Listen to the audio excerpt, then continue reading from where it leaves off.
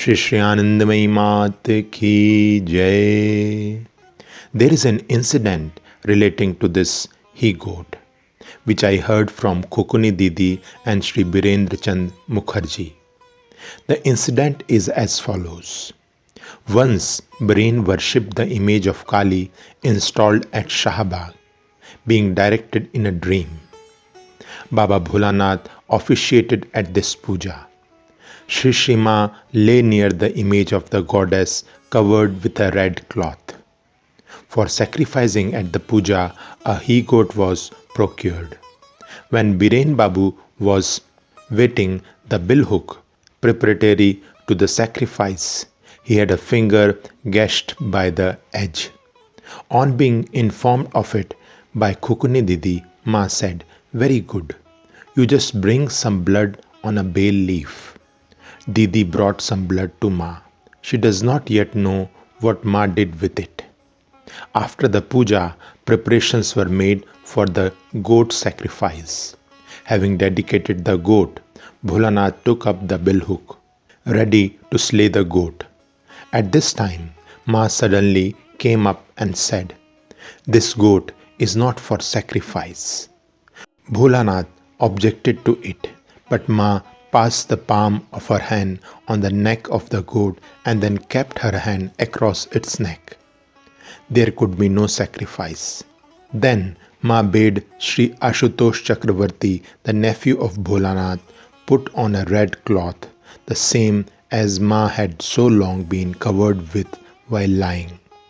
Then a vermilion mark was put on Ashu Babu's forehead and a garland around his neck.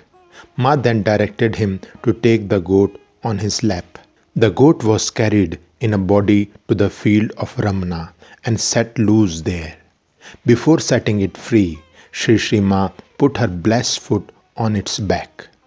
Having released the goat, when Ma came back to Shahabag with her followers, it was found that the goat too had followed them. Since then, the he-goat also stayed on at Shahabag. At times, it kept sitting on Ma's bed. Sometimes it brought its face close to Ma's lap to fondle her. One day, it was seen that Ma was covering it up with a blanket. On being asked the reason, Ma said he had a blanket on in his previous birth, implying that the goat was an ascetic in its previous birth. And in this birth also he has got a blanket put on him. Talks went on along the line of birth being regulated by desires. Ma said, "This time during my travels in Assam, I saw hill-growing plantain trees. It bore flowers, red and very graceful.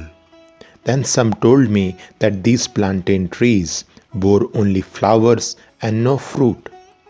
Later, when I went to visit Parshuram Kund, then also I saw those plantain flowers on the way. As soon as I referred to the flowers, the driver stopped the car and entered into the forest. He was a Gurkha, carrying a dagger. With his dagger, he cut off a tree complete with fruits and flowers and brought the whole thing to us. Nobody had told him to do so. He did it at his own discretion.